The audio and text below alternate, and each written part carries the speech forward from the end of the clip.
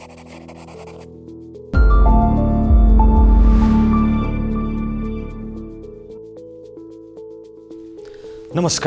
आज हामी राष्ट्रिय जनगणना 2078 को विषयमा चर्चा गर्न गइरहेका छौँ।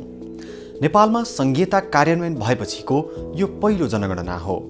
त्यसैगरी प्रत्येक परिवार, टोल र ओडादेखि सङ्घसम्म एकै दिन प्रत्येक व्यक्तिको गणना गरिँदैछ।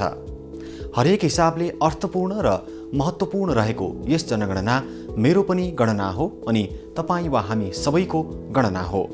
त्यसैले यो ऐतिहासिक जनगणनामा हामी सबैको सहभागिता र सहयोगको आवश्यकता पर्दछ। आज म राष्ट्रिय जनगणना 2078 मुख्य प्रश्नावलीमा समावेश रहेको शैक्षिक विवरणको विषयमा चर्चा गर्नेछु, जसमा व्यक्तिगत खण्डको महल 15 देखि 18 सम्म शिक्षा सम्बन्धी प्रश्नहरू समावेश गरिएका छन्। यस अन्तर्गत 5 वर्ष वा सोभन्दा बढी उमेरका सबै व्यक्तिहरूको शैक्षिक विवरण लिनुपर्दछ। शिक्षा सम्बन्धी प्रश्न लैङ्गिक समानता तथा सामाजिक समावेशीकरणको हिसाबले विशेष महत्त्वपूर्ण छ। सरकारका शिक्षा सम्बद्ध विशेष व्यवस्थाका नीति तथा कार्यक्रमहरूको प्रभावकारिता हेर्न तथा भावी नीति निर्माणका लागि समेत शिक्षा सम्बन्धी विवरण निकै आवश्यक रहन्छ। यी प्रश्नहरूबाट आधारभूत शिक्षा, उच्च शिक्षा र प्राविधिक शिक्षा आदिमा लैङ्गिक, अपाङ्गता, धर्म, भाषा, जातजातिगत पहुँचबारे जानकारी प्राप्त हुने र यसको आधारमा राज्यले उपयुक्त शैक्षिक नीति, योजना तथा कार्यक्रमहरूको तर्जुमा र कार्यान्वयन गर्न समेत सहयोग पुग्छ। नेपालका विशेष जात, जाति, वर्ग, समूह, क्षेत्र र लिङ्ग अन्य समुदायको तुलनामा शैक्षिक हिसाबले पछि परेका छन्। यस्ता वर्ग वा समुदायका लागि विशेष शैक्षिक योजना, कार्यक्रम र रणनीतिहरू बनाउन समेत जनगणनाबाट प्राप्त तथ्याङ्क महत्त्वपूर्ण हुने तथ्यप्रति गणक स्पष्ट हुनुपर्दछ। मुख्य प्रश्नावलीको शैक्षिक विवरणको महल 15 मा नामले अर्थात् सम्बन्धित व्यक्तिले पढ्न लेख्न जान्नु भएको छ भन्ने प्रश्न रहेको छ। यो प्रश्न अन्तर्गत 5 वर्ष वा सोभन्दा बढी उमेरका व्यक्तिहरूको शैक्षिक विवरण लिनुपर्दछ। कुनै भाषामा पढ्न, लेख्न र सामान्य जोड घटाउ जस्ता सामान्य हर हिसाब गर्न जानेको व्यक्तिलाई पढ्न र लेख्न जानेको मान्नुपर्दछ। कुनै भाषामा पढ्न मात्र जानेकालाई पढ्न र लेख्न जानेको मान्नु हुँदैन। त्यस्ता व्यक्तिलाई पढ्न मात्र जानेको मान्नुपर्दछ। कुनै भाषामा पढ्न सक्ने र अनुकरण गरी आफ्नो नाम मात्र लेख्न सक्नेलाई पढ्न मात्र जानेको मान्नुपर्दछ। गणना गरिएका व्यक्तिले पढ्न र लेख्न दुवै जानेको भए सम्बन्धित कोड 1, पढ्न मात्र जानेको भए कोड 2, पढ्न र लेख्न दुवै नजानेको भए कोड 3 लेख्नुपर्छ। व्यक्तिले औपचारिक रूपमा विद्यालय, पाठशाला वा स्कुलमा भर्ना भएर वा अनौपचारिक रूपमा घरमा सो अध्ययन गरेर तथा बाल प्रौढ कक्षामा संलग्न भई अध्ययन गरेको वा यस्तै कुनै प्रकारले अध्ययन गरी पढ्न लेख्न जानेको हुन सक्दछ। दृष्टिविहीन व्यक्तिहरूले ब्रेल लिपिमा पढ्न लेख्न जानेको तथा बहिरा व्यक्तिहरूले साङ्केतिक भाषामा पढ्न लेख्न जानेको अवस्थालाई पढ्न लेख्न दुवै जानेको अन्तर्गत नै समावेश गर्नुपर्दछ। शैक्षिक विवरणको महल 16 मा नाम अर्थात् सम्बन्धित व्यक्ति कहिल्यै पढ्न लेख्न कुनै शैक्षिक संस्थामा जानुभयो भन्ने प्रश्न रहेको छ। यो प्रश्न पनि 5 वर्ष वा सोभन्दा बढी उमेर समूहका व्यक्तिलाई सोध्नुपर्दछ। शैक्षिक विवरण अन्तर्गत शैक्षिक संस्थामा पढ्न लेख्न गएको अवस्थालाई हाल पढ्न लेख्न गइरहेको र हाल पढ्न लेख्न नगएको गरी 2 भागमा विभाजन गरिएको छ। स्कुल, कलेज तथा अन्य शैक्षिक संस्थामा नाम लेखाई पढ्न जाने गरेका विद्यार्थी, स्कुल तथा कलेजको नियमअनुसार बिदामा बसेका विद्यार्थी, स्कुल तथा कलेजमा भर्ना भएका तर बिरामी भई वा भइपरि बिदामा हाल स्कुल नगएका विद्यार्थी, स्कुल तथा कलेजको एक तह उत्तीर्ण गरी अर्को तहमा भर्ना हुने समय पर्खेर बसेका विद्यार्थी, कोभिड-19 को कारणले अनलाइन माध्यमबाट कक्षा लिइरहेका विद्यार्थी र सो अध्ययन गरिरहेका विद्यार्थीहरू हाल पढ्न लेख्न गइरहेका अन्तर्गत पर्दछन्। यसरी विद्यालय, क्याम्पस, विश्वविद्यालय, प्राविधिक तथा व्यावसायिक विद्यालय र गुम्बा, मदरसा, वेद विद्याश्रम आदिमा पढ्न गइरहेका विद्यार्थीहरूका लागि कोड 1 लेख्नुपर्दछ। औपचारिक विद्यालय वा कक्षामा नियमित उपस्थित भई शिक्षा हासिल गर्न नसक्ने व्यक्तिलाई प्रदान गरिने शिक्षालाई अनौपचारिक शिक्षा भनिन्छ। प्रौढ साक्षरता, साक्षरोत्तर शिक्षा, निरन्तर शिक्षा, वैकल्पिक शैक्षिक कार्यक्रममा पढ्दै गरेका वा सिकाइको लागि उत्सुक भई गुम्बा, मदरसा, गुरुकुल, खुला विद्यालयमा प्रदान गरिने वैकल्पिक शिक्षा लिइरहेकाहरूलाई अनौपचारिक शिक्षा मानी कोड 2 लेख्नु पर्दछ। अनौपचारिक शिक्षाको सन्दर्भमा गणकले के बुझ्नुपर्छ भने नेपाली समाजमा केही दशक अगाडिसम्म छोरीलाई पढाउन पर्दैन, निश्चित जातजातिका बालबालिकाले स्कुल किन जाने जस्ता गलत मान्यताहरू थिए, जसले गर्दा महिला र निश्चित वर्ग, समुदाय तथा क्षेत्रका बालबालिकाहरू शिक्षाबाट वञ्चित हुन पुगे। यो यथार्थलाई मनन गर्दै नेपाल सरकारले प्रौढ शिक्षा जस्ता अनौपचारिक कार्यक्रमहरू कार्यान्वयन गर्यो र गरिरहेको छ, जसबाट विशेष गरी महिलाहरूलाई कम्तीमा पनि साक्षर बनाउने लक्ष्य लिइएको छ। भनिन्छ आमा शिक्षित भइन् भने उनका सन्ततिहरू पनि शिक्षित हुन्छन्। तसर्थ अनौपचारिक क्षेत्रमा अध्ययन गरेका महिलाहरूको शैक्षिक तथ्याङ्कलाई स्पष्ट र यथार्थ बनाउन गणकले विशेष ख्याल पुर्याउनुपर्छ। औपचारिक तथा अनौपचारिक कुनै पनि शैक्षिक कार्यक्रममा सहभागी नभइकन स्वयंले सिकाइका विभिन्न माध्यमहरू प्रयोग गरी ज्ञान तथा शिक्षा आर्जन गरिरहेको व्यक्तिलाई सो अध्ययनमा राखी कोड 3 लेख्नु पर्दछ। विगतमा औपचारिक र अनौपचारिक कुनै पनि प्रकारको शैक्षिक संस्थामा पढ्न लेख्न गएको तर हाल नगएको भए पढ्न वा लेख्न गएको मानी कोड 4 लेख्नु पर्दछ। विगतमा सो अध्ययन गरेका व्यक्तिलाई पनि यसै अन्तर्गत नै राखिन्छ। आफ्नो जीवनकालमा औपचारिक र अनौपचारिक कुनै पनि प्रकारको शैक्षिक संस्थामा पढ्न लेख्न नगएको भए कहिल्यै पढ्न लेख्न नगएको मानी कोड 5 लेख्नु पर्दछ।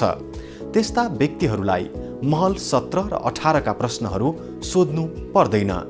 शैक्षिक विवरणको महल 17 मा नाम अर्थात् सम्बन्धित व्यक्तिले कति कक्षा उत्तीर्ण गर्नु भएको छ भन्ने प्रश्न रहेको छ।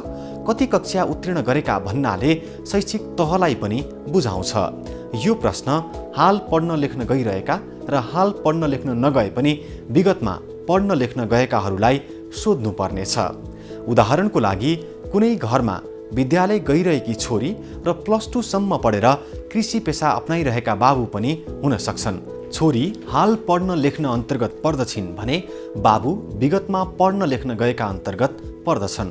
यी दुवै व्यक्तिहरूसँग उत्तीर्ण गरेको कक्षा वा तहको विवरण लिँदा उत्तीर्ण गरेको सबैभन्दा माथिको कक्षा वा तहको आधारमा लेख्नु पर्दछ।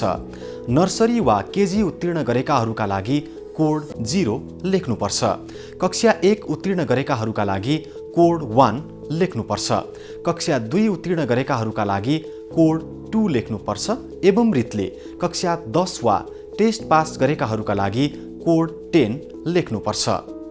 एसएलसी वा एसईई उत्तीर्ण गरेकाहरूका लागि कोड 11, प्रवीणता प्रमाणपत्र तह वा +2 उत्तीर्ण गरेकाहरूका लागि कोड 12, स्नातक वा सो सरह उत्तीर्ण गरेकाहरूका लागि कोड 13 र स्नातकोत्तर वा एमफिल वा सो सरह उत्तीर्ण गरेकाहरूका लागि कोड 14 लेख्नुपर्छ। पीएचडी गरेकाहरूका लागि कोड 15 लेख्नुपर्छ। माथि उल्लेख गरिएका शैक्षिक तहभन्दा बाहेक अन्य भए कोड 90 लेख्नुपर्छ। शैक्षिक तह नभएको वा नखुलेकाहरूलाई कोड 91 र शैक्षिक तह थाहा नभएका वा थाहा छैन भन्नेहरूका लागि कोड 98 लेख्नुपर्छ। शैक्षिक विवरणको महल 18 मा नाम अर्थात् सम्बन्धित व्यक्तिको अध्ययनको क्षेत्र कुन हो भन्ने प्रश्न रहेको छ। यो प्रश्न 12 कक्षा वा सोभन्दा माथि उत्तीर्ण गरेकाहरूको लागि मात्र सोध्नुपर्नेछ। +2 तथा प्रमाणपत्र वा सोभन्दा माथिको तह उत्तीर्ण गरेका व्यक्तिको लागि अध्ययनको क्षेत्र कुन हो छुट्याई अध्ययन गरेको क्षेत्रको कोड लेख्नुपर्छ। अध्ययन गरेको क्षेत्रमा विभिन्न 11 प्रकारका अध्ययन गरेको क्षेत्रहरू दिइएका छन्। सम्बन्धित व्यक्तिले यी 11 वटा क्षेत्रमध्ये कुन क्षेत्रमा अध्ययन गरेको हो सोको पहिचान गरी सोको कोड लेख्नु पर्दछ। यदि एउटा व्यक्तिले एउटै शैक्षिक तहमा 2 वा 2 भन्दा भिन्न विषयमा अध्ययन पूरा गरेको रहेछ भने सो व्यक्तिले कुन क्षेत्रलाई महत्त्व दिन्छन् सोही क्षेत्र लेख्नुपर्दछ।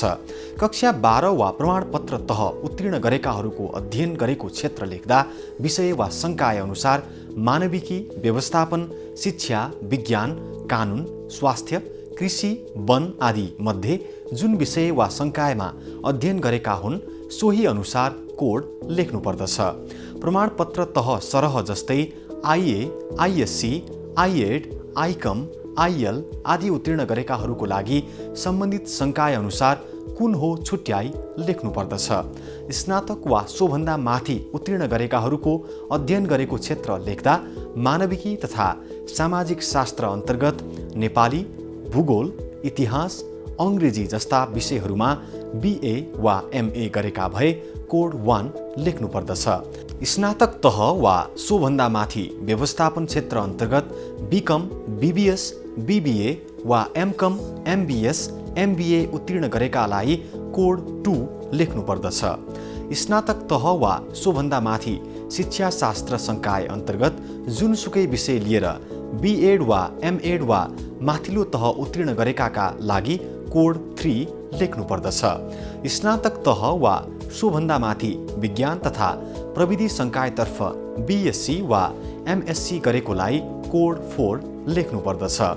स्नातक तह वा सोभन्दा माथि स्वास्थ्य चिकित्सा शास्त्र क्षेत्रतर्फ बिएससी नर्सिङ, बिपिएच, एमपिएच, एमबिबिएस, एमडी आदि उत्तीर्ण गरेकालाई कोड 5 लेख्नुपर्दछ। स्नातक तह वा सोभन्दा माथि इन्जिनियरिङ क्षेत्र अन्तर्गत बिई वा एमई वा माथि civil, electrical, hydrochemical, mining, mechanical, aeronautical, aerospace, electronics, computer आदि इन्जिनियरिङ उत्तीर्ण गरेकालाई कोड 6 लेख्नुपर्दछ।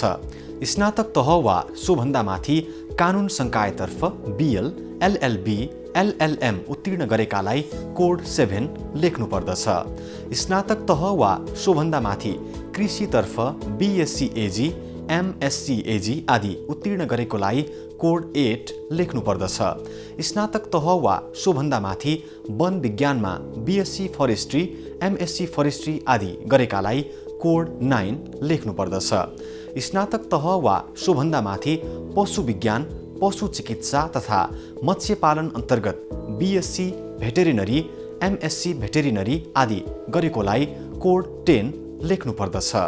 कम्प्युटर तथा सूचना प्रविधि BCA, MCA, BSc CSIT, BSc IT लगायतका सूचना प्रविधि र कम्प्युटर एप्लिकेसनसँग सम्बन्धित विषयमा स्नातक, स्नातकोत्तर वा माथिको तह उत्तीर्ण गरेको भए कोड 11 लेख्नुपर्दछ।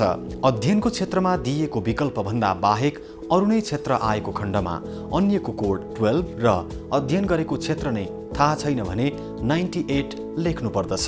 अध्ययनको क्षेत्र कुन हो भन्ने प्रश्नको विवरण लिँदा गणकले तथ्यपूर्ण विवरण लिनका लागि कुनै पनि कसर बाँकी राख्नु हुँदैन, किनकि अध्ययनका क्षेत्रका आधारमा नै राज्यले रोजगारीका अवसरहरू सृजना गर्ने योजना र नीति निर्माण गर्छ भने आदिवासी जनजाति, महिला वा समाजमा पछि परेको वर्ग, क्षेत्र र लिङ्गले कुन कुन क्षेत्रमा अध्ययन गरेका छन् र शिक्षामा गरेको विशेष लगानीको प्रभावकारिता कुन कुन जातजाति, क्षेत्र र लिङ्गमा कस्तो रह्यो, भविष्यमा 3 तहका सरकारले के कस्ता शैक्षिक नीति निर्माण गर्न तथा लगानी गर्न आवश्यक छ भन्ने निर्क्युलका लागि समेत यो तथ्याङ्क महत्त्वपूर्ण रहन्छ।